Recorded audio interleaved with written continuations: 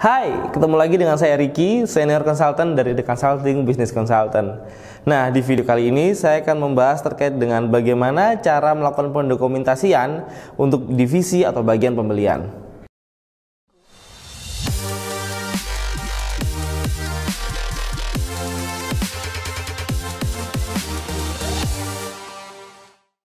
Ya, bagian pembelian atau purchasing pasti ketika dia akan membeli suatu barang ke supplier akan membutuhkan yang namanya PO.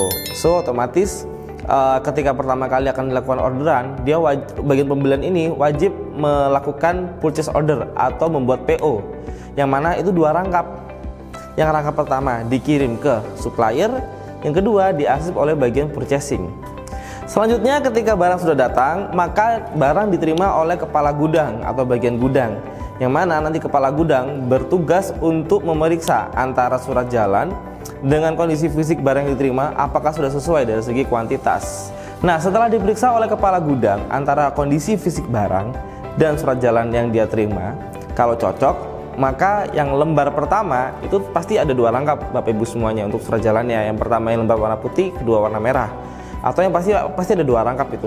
Nah, yang rangkap pertama itu kita tanda tangan semua dua rangkap tadi. Yang lembar pertama kita berikan ke bagian purchasing. Yang kedua kita kembalikan ke bagian supplier atau ke ekspedisi supplier. Setelah bagian purchasing menerima surat jalan dari kepala gudang, maka bagian purchasing wajib memeriksa antara PO dengan surat jalan dari segi kuantitas apakah sudah sesuai. Nah, jika tidak sesuai, maka nanti akan dibuat namanya penyesuaian atau PO terbaru atau penyesuaian atau berita acara atas PO tadi. Fungsinya dilakukan penyesuaian adalah apa? Ketika barang dengan PO tidak sama, maka otomatis itu berkaitan dengan jumlah hutang dagang dari sebuah perusahaan. Nah, di sini tugas purchasing untuk memeriksa antara PO yang dia kirim dengan surat jalan yang dia terima dari kepala gudang apakah sudah sesuai dari segi kuantitas. Nah, setelah dicetak PO, surat jalan, dan faktur pembelian yang dicetak untuk internal tadi dilekatkan jadi satu, di staples, lalu diberikan ke bagian accounting atau ke bagian finance untuk diproses pembayaran. Nah, jika belum waktunya bayar, maka PO, surat jalan, dan faktur pembelian tadi cukup dilekatkan jadi satu dan disimpan di order yang terpisah.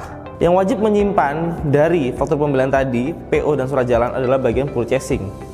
Nanti ketika sudah waktunya pembayaran atau waktunya sudah jatuh tempo, maka PO, surat jalan, dan faktur pembelian tadi yang sudah didekatkan jadi satu itu diberikan ke bagian finance atau ke accounting untuk dilakukan proses pembayaran. Oke, sekian video dari saya. Jika ingin mengetahui video yang lebih banyak lagi, jangan lupa untuk klik subscribe, like, dan komen ya Bapak Ibu semuanya. Sampai ketemu di video berikutnya. Saya Ricky.